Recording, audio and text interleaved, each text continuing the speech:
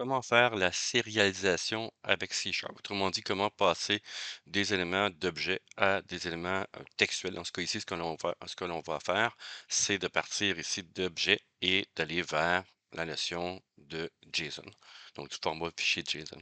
Donc, ce qu'on peut se faire ici, déjà là, c'est de se faire une petite classe donc, qui va permettre de contenir des informations. Par exemple, ici, moi, ça va être pour les villes. Donc, je pourrais dire ici classe. Ici, et je vais l'appeler ville. Et à l'intérieur de ça, évidemment, ben, je vais fermer, ouvrir les accolades. Et bon, je pourrais mettre un constructeur, tiens, pourquoi pas. Et dans ce cas ici, ce que je vais faire dans la ville, je vais demander est-ce qu'on passe le string ici? Non. Mettons le nom de la ville. Mettons la province. Ça serait une ville canadienne, par exemple. On pourrait mettre d'autres types de villes aussi, là. Donc ici, ce serait la province. Et par la suite, on pourrait mettre, par exemple, un entier pour la po- population. Voilà. À l'intérieur de ça. Et évidemment, ben, je vais aller mettre les informations là-dessus. Ce que je vais faire aussi là-dedans, c'est de mettre private, donc encapsuler mes éléments. Donc, private ici, souligné, ça va être string ici avant, évidemment. Souligner non. Je vais faire comme ça ici. Ici, ce ne sera pas non, ça va être province. Donc, je le fais très détaillé, là. On pourrait le mettre plus concis que ça, mais bon. Private ici, integer, souligner population. Voilà. Donc, ici, j'ai mes éléments. Donc, j'ai mon constructeur. Évidemment, dans les constructeurs qui va être là, ben, je pourrais même le refaire ici, leur demander de le refaire. Donc, aller chercher mes éléments ici, clic droit, action rapide et générer le constructeur. Voilà. Donc, tout a été fait. À partir de ça ici, bon, évidemment, je pourrais mettre mes getters, mes setters pour chacun des éléments. Donc, ici, je peux faire un clic droit, action rapide et je vais utiliser cette partie-ci pour les getters, setters. Donc, ça a été fait aussi. Il me manque une accolade ici, je crois. Voilà. Et donc, j'ai l'autre classe ici. Donc, j'ai mis une classe deux classes dans un fichier. Et j'ai ma classe main qui se trouvait là. Donc, ben, évidemment, pour faire une nouvelle ville, par exemple, je devrais faire une nouvelle ville. Je vais faire ici de type ville. On va faire comme ça ici. Je vais l'appeler ville, mettons, comme élément. Et je vais faire ici, évidemment, new, ici, ville. Et à l'intérieur de ça, qu'est-ce que je dois passer? C'est le nom, la province et la population. Donc, dans ce cas ici, je vais mettre, par exemple, Montréal. La province ici, Québec. Et la population, donc là, je mets n'importe quoi, là, 1 200 000 à peu près, là, puis je pense plus que je fasse une faute de frappe, là, donc ça m'arrête bien. Et à partir de ça, donc, ce que je peux faire, bien évidemment, je peux faire afficher la ville, donc je n'ai pas de toString qui est fait. Mais ce que je veux faire, moi, c'est de sérialiser cet élément-là. Et la manière qu'on peut faire ici, ben, c'est que je peux me faire ici un string.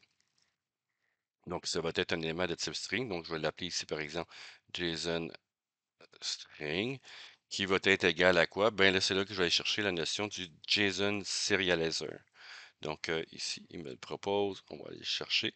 On va demander à sérialiser et de sérialiser la ville. Évidemment, ce que je vais faire, bon, il me le propose aussi, console.writeLine ici, JSON string. Donc en faisant ceci, donc, si je fais cet élément-là, si je ne me suis pas trompé, je devrais avoir voilà, mon élément JSON qui se trouve ici. Ici. Là. Tout sur une seule ligne. Et si vous regardez aussi, les accents donc, ont été convertis en éléments euh, donc, selon les spécifications du JSON, là, quand on passe des accents, c'est ce qui devrait arriver. Donc, dans le E accent aigu, ici, c'est cette notion-là, c'est ce caractère-là qu'on pense directement. Ce qu'on pourrait faire aussi là-dedans, c'est de le faire, de l'écrire ici dans un fichier. Donc, ce que je pourrais faire ici, string, par exemple, nom fichier est égal à. Et ce que je vais faire ici, c'est que je vais le mettre dans mon C temp. Donc, ici, le bar d'échappement, là, les doubles barres obliques vers la gauche, la première échappe la deuxième. Donc, ça me permet d'avoir qu'un seul barre oblique de fait. Et à partir de là, ici, ça va être ville.json, par exemple. Ici. Et je vais pouvoir faire ici file, ici, point Et là, ici, Write All Text. Donc, le nom du fichier et met les informations à l'intérieur. Et en faisant rerouler ça, je devrais avoir, bon, ici à l'affichage, évidemment. Et aussi, dans mon élément JSON, je vais l'ouvrir. Ce ne sera pas très très long. Ici, donc, je suis avec Bluefish. Mais vous avez la notion qui est là, donc la notion du JSON. Donc, tout sur une seule et même ligne. Ce qu'on pourrait faire là-dessus, c'est d'aller chercher, de l'afficher peut-être d'une autre manière.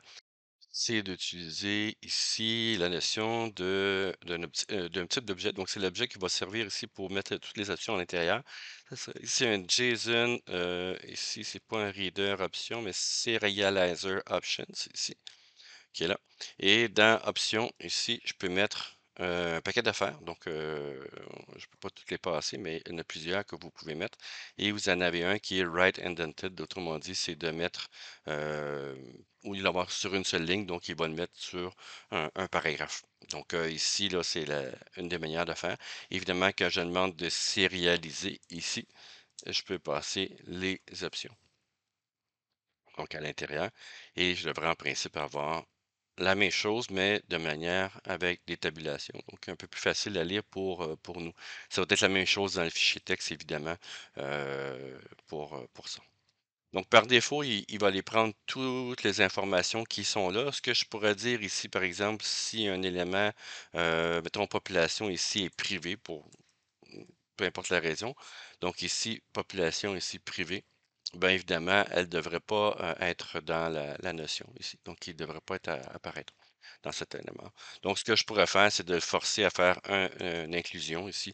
Donc, de mettre entre accolades ici JSON include. Donc, ici, on peut l'avoir. Et ça permet de forcer les éléments. Est-ce qu'il oui. Donc, ici, forcer l'élément privé à être affiché. Je pourrais même le renommer aussi. Donc, si j'enlève ceci, je le remets public. À partir de ça ici, ben, ce que je peux faire, c'est de dire dans les notions de propriété, ici, ce serait JSON. Et dans les notions de JSON ici, ben, je peux aller chercher, bon, un paquet de petits éléments qui sont là. Et je peux aussi aller renommer le property name ici. Donc, ce serait JSON ici property, property name. Et ce que je veux y avoir à l'intérieur de ça, ça serait peut-être pas population, mais je voudrais avoir ici ville pop, par exemple. C'est comme ça que je voudrais l'afficher pour peu importe la raison. Et en faisant ça ici, en faisant rouler l'exemple, je vais avoir ici ville pop qui a été modifié. Donc, c'est pas, j'ai pas besoin de rechanger le, le membre ou le getter-setter de ma classe, là, le nom. Donc, tout ce que j'ai à faire ici, c'est de mettre, de forcer ici à ce que ça permette de s'afficher de cette manière-là. Donc, il y a beaucoup de petits éléments que vous pouvez mettre là-dedans. Donc, il y a plein de petites options. Donc, si vous travaillez avec la classe option, évidemment, ça va vous aider à rajouter des options. Sinon, avec des genres d'annotation, donc entre crochets, ça permet de vous aider aussi là-dessus. Et donc, ça permet ici de faire la sérialisation. Donc, ça permet de l'envoyer dans un fichier ici de type JSON. Donc, autrement dit, vous sauvegardez vos objets dans un fichier texte de type JSON.